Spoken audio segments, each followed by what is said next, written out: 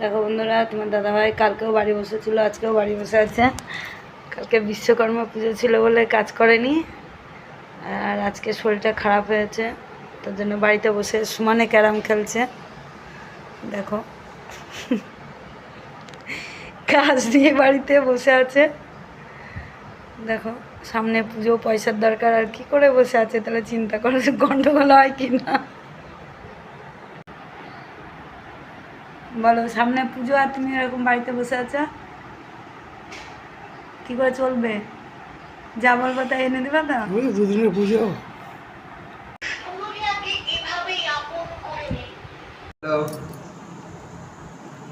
Okay. নে তোর এটা, Yes. বাবারটা ফ্রিজে আছে। कहाँ से बोल रहे हो मतलब?